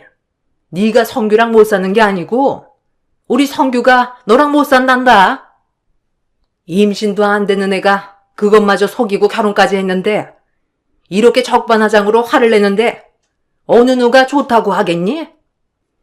너희 엄마도 결국 거짓말한 거 들통나니까 그렇게 가신 거야. 아휴, 아무튼 모전 여전이라고. 너도 똑같은 거 같구나. 지금이라도 우리 성규 곁에서 떨어져 준다고 하니 고맙다. 엄마가 돌아가시고 나서는 저는 시댁에 대한 정도 떨어지게 되었어요. 그렇게 분쟁이 끝이 나고 저는 남편과의 관계가 마무리가 되는 듯 했습니다. 그렇지만 본격적인 사건은 이혼 후에 발생하게 되었죠. 어느 날 이혼을 하고 나서 저에게 한 아이가 찾아왔습니다. 그 아이는 엄마가 어릴 적 후원을 해주었던 보육원에서 자란 아이였어요. 부잣집으로 입양을 가서 지내고 있던 중에 보육원으로 찾아갔다가 엄마가 돌아가셨다는 소식을 듣고 꼭 저를 만나야 된다면서 찾아오게 된 것이었죠. 그 아이는 자신의 친부와 친모의 사진이라며 저에게 보여주었어요. 저는 그 사진을 보고 깜짝 놀라지 않을 수 없었습니다. 바로 사진 속에는 시어머님이 있었기 때문이었어요. 그 아이는 저에게 자신은 지금 입양을 갔고 다른 곳에서 살고 있다고 말을 했어요. 그런데 자신의 친모라는 사람 때문에 자신을 후원했던 분께서 스트레스를 받고 병을 얻어 돌아가시게 되었다는 소문이 보육원에서 듣게 되었고 저를 꼭 만나야 되겠다고 생각을 했다고 말했어요. 깜짝 놀랄 소식을 듣고 나서 저는 바로 그 아이의 사진과 함께 시댁으로 향하게 되었습니다. 네가 여긴 웬일이니? 그리고 이 아이는 누구야? 혹시 너 우리 아이랑 결혼하기 전에 이미 아이를 낳았던 거니? 그래서 임신도 안 되고 불임이었던 거야? 아니, 이렇게 중요한 사실을 숨기고 결혼을 했다니? 너 혹시 이혼 다 마무리되고 이제 와서 사실 꺼내겠다 그런 거 아니지? 그런 거라면 마음 쳐보라. 우리는 너 다시 받아줄 생각조차 없으니까. 그런 거 아니니까 그런 말씀하지 마세요. 그런데 어머님, 기억 하나도 안 나시는가 보네요. 아이 보면 바로 기억을 하실 줄 알았는데 기억을 지워버리셨나? 어머님, 리무진에서 내린 저 아이 좀 제대로 봐주세요. 얼굴이랑 이런 거 좀 자세하게 봐주시라고요. 어머님, 어디서 많이 본 사람 같지 않으세요? 어머님 왜 모르겠어요? 어머님이 13년 전에 낳으신 아들이잖아요. 뭐? 내가 무슨 아이를 낳았다고 그래? 그리고 나는 성규 낳고 나서는 아이 가진 적도 낳은 적도 없는데 무슨 이런 황당한 얘기를 하냐고? 그리고 네가 누군데 나보고 너를 낳았다고 말을 하니? 정말 황당하고 어이가 없네. 기억 안 나세요? 하긴 낳고 나서 바로 버리셨는데 기억이나 나실까 모르겠네요. 김상철 씨는 기억나시죠? 이 아이 아빠인데. 어머님도 잘 아시는 분 아니신가요? 이 아이 보육원에서 자랐습니다. 김상철 씨가 돌아가시면서 보육원으로 가서 자랐고요. 평생 부모님 사진 가지고 다녔다고 하는데 이 사진 속 여자 어머님 아니세요? 저희 엄마가 이 아이 보육원에 있을 때 후원을 해줬거든요. 제가 결혼하고 결혼식 사진 보여줬더니 거기서 어머님을 봤다고 하네요. 자기 생모라면서 저를 찾아왔는데 진짜 기억 안 나세요? 시어머님은 제가 데리고 간 아이가 누구인지 전혀 기억을 하지 못하는 듯 했어요. 그래서 저는 아이의 아빠 이름을 시어머님께 알려드렸죠. 그랬더니 시어머니의 얼굴이 하얗게 질려서 깜짝 놀라셨습니다. 그 아이는 바로 시어머니의 외도로 인하여 낳은 자식이었어요. 13년 전 아버님은 해외 근무로 나가신 상태셨고 어머님께서는 상간남의 아이를 임신해 출산까지 한 상태였습니다. 더군다나 알아본 결과 시어머님께서는 그분과 13년 전이 아닌 무려 30여 년 전에 만났었던 것이었죠.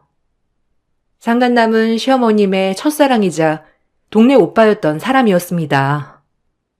동네에서도 양아치로 유명한 사람의 아이를 가졌지만 결혼까지는 하고 싶지 않아 그쯤 선을 봤던 시부에게 임신을 했다고 해 결혼을 한 것이었습니다. 결국 남편도 시부의 아들이 아닌 상간남의 아들이었죠. 시모는 결혼 후에도 줄곧 상간남을 만나다가 13년 전까지 임신을 했던 것이었어요. 아이를 지우는 시기를 놓치게 되면서 그대로 키우고 낳아서 입양을 보냈는데 상간남이 이 사실을 알고 아이를 데리고 와 키웠던 것이었습니다. 아니야. 얘 내 아이 아니라고. 여보, 오해해요. 저 당신 말고 만난 사람 없다는 거 알잖아요. 저 지은이 요망한 것이 자기 이혼했다고 복수하려고 이상한 누명을 씌우는 거라고요. 여보, 제발 이거 믿지 마세요. 어떻게 13년 전에 아이를 낳았는데 제가 그걸 모르는 척 할 수가 있겠어요. 저는 이미 40대였고 그때 임신을 하기 어렵다는 거 당신이 잘 알잖아요. 아니, 이게 어떻게 된 일이야? 당신 정말 이 아이의 엄마인 거야? 13년 전이라면 내가 해외에 있을 텐데 그럼 그때 다른 사람이랑 외도를 하고 있었다는 거야? 그런 엄청난 일을 저지르고서는 다른 사람한테 그런 독한 말을 했던 거였어? 떳떳하시면 유전자 검사를 해보세요. 그거 해보시면 아시잖아요. 그렇게 저한테 불임이라면서 엄마한테 그렇게 스트레스를 주시고는 결국 돌아가시게 하고서 이까지 일로 저에게 요망하다고 하세요? 억울하시면 간단하게 유전자 검사해 보세요. 그거면 친자인지 아닌지 나오잖아요.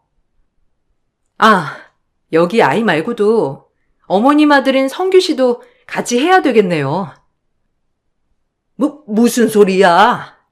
내가 유전자 검사를 왜 해? 내가 이렇게 떳떳한데 그런 거 할 필요가 뭐가 있냐고? 이런 말 나오는 거 자체가 너무 불쾌하다. 없는 이야기 네가 꾸며서 지어낸 거 아니니? 어떻게 이런 황당한 말을 해? 여보, 얘 말하는 거 하나도 믿지 마. 절대 그런 거 아니니까. 너 말로 사람 죽이겠다, 정말? 그렇죠. 말로 사람 죽이겠죠? 어머님, 지금은 이해하시려나 모르겠네요. 저희 엄마는 사실도 아닌 것 때문에 스트레스로 세상을 등지셨는데, 그래도 어머님은 거짓말이 아니라 사실이니까 저희 엄마가 받은 스트레스만큼은 안 받으시겠네요. 조금 아쉽긴 하지만 그래도 이건 밝혀내야 하니까 꼭 유전자 검사 받으시길 바랄게요. 야, 너 이거 뒷강당 어떻게 하려고 그래? 네 엄마는 거짓말쟁이고 나는 거짓말한 거 아니라고 몇 번을 얘기해? 거짓말하니까 스트레스 받아 죽은 거 가지고 이런 일로 이따위 복수를 한다고? 너 내가 가만히 있을 줄 알아? 제가 던진 폭탄은 시댁에 큰 파장을 불러일으켰습니다. 유전자 검사 결과 저를 찾아왔던 아이뿐만 아니라 남편 모두 시아버님의 자식이 아님이 밝혀지게 되었죠. 결국 시어머님과 남편은 시아버님에게 쫓겨나게 되었습니다. 그 후로 남편은 나에게 미안하다면서 연락이 오기도 했어요. 그때 당시 시모의 말만 믿고 자신도 저희 엄마와 제가 작당 모의를 하고 자신과 결혼을 하게 한 것이라 생각을 했다면서요. 당신 그때 정말 미안했어. 생각해보면 당신한테 결혼하자고 했던 건 나였는데 그때는 왜 당신이 나랑 결혼을 하려고 했다 생각했는지 모르겠네. 장모님도 그때는 당신이 불임이라는 사실을 알고 있다고 생각을 했어. 왜 그랬는지 몰랐지만 엄마가 그렇게 말하니 나도 그렇게 믿고 싶었나 봐. 당신 상처받았던 건 생각도 못하고. 이제 와서 우리 엄마 그때 받은 스트레스에 비해서 당신 엄마가 받은 건 아무것도 아니야. 우리 엄마가 오죽 힘들었으면 그것 때문에 스트레스 받아서 내 곁을 떠나겠냐고. 그때는 내 말 하나도 안 들어놓고서는 이제 와서 이렇게 후회한다고 하면 어떻게 하자는 거야? 당신이랑 더 이상 말도 섞고 싶지 않으니까 이제는 제발 영 끊자. 미안해. 아빠가 더 이상 자기는 자식이 없다고 하셔. 그때 엄마가 당신이랑 장모님한테 모전 여전이라고 했던 거, 그거 결국에는 엄마 얘기 아니냐면서 아빠가 엄청 화를 내셨어. 엄마가 싹싹 빌고 있는데 받아주지 않으시는 것 같아. 당신이 한번 아버지 만나서 얘기를 해보면 안 될까? 아버지가 그래도 당신은 이뻐했잖아. 내가 왜? 당신 집 일은 당신이 알아서 해야지. 아버님이 아무리 날 이뻐하셨다고 해도 당신 자식이 아닌 사람의 아내인 며느리가 이쁠까? 내가 이뻤던 건 당신 자식의 아내였기 때문이지. 남의 자식 아내라서 이뻤던 건 아니라고. 제발 정신 좀 차려. 당신이나 당신 엄마나 정말 황당하다. 그렇게 어마어마한 사실을 숨겼던 건 당신 엄마인데 왜 죄 없었던 우리 엄마가 벌을 받아야 했는데? 그거 알면 이렇게 뻔뻔하게 연락 못하지. 여보, 내가 다 잘못했어. 제발 한 번만 아버지한테 연락 좀 해줘. 다 오해였다면서 말만 해주면 내가 당신한테 평생 잘할게. 이렇게 부탁할 테니까 제발 내 말 좀 들어주라. 역시나 모전자전이라고 피는 못 속이네. 그걸 어떻게 오해라고 얘기를 하니? 거짓말쟁이라면서 우리 엄마 모욕할 땐 언제고. 난 당신 엄마랑 같지 않아서 거짓말 못해. 그러니 그렇게 힘들면 당신이 직접 아버지 찾아가서 싹싹 빌던가 해. 남편은 한 번만 자신의 아버지에게 연락을 해달라며 부탁을 해왔지만 저는 그 부탁을 들어주어야 할 이유가 없다고 말을 했어요. 어머님은 저희 엄마를 거짓말쟁이로 몰아가셨고 그 때문에 엄마는 과도한 스트레스로 병을 얻게 되었는데 정작 어마어마한 거짓말을 평생 하고 살았던 어머님은 고작 이혼으로 끝났다는 것이 처음에는 만족스럽지 않았죠.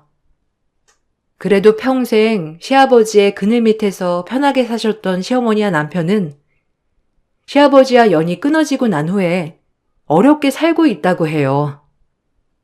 지금껏 아무런 일도 해보지 않으셨고 부유하게 사셨던 시어머니의 씀씀이를 남편 혼자서는 감당하기 버거웠던 것이죠. 종종 남편의 소식을 들으면서 그때의 벌을 조금씩 받고 있구나 생각을 하고 있습니다. 엄마가 떠나고 나서 저는 이 세상에 가족이라곤 저 혼자밖에 남진 않았지만 언젠가 엄마를 만나게 된다면 엄마 덕분에 잘 살 수 있었다고 고맙다 얘기를 해드리고 싶네요. 제 긴 사연을 들어주셔서 감사합니다. 모두들 행복하시길 바랄게요.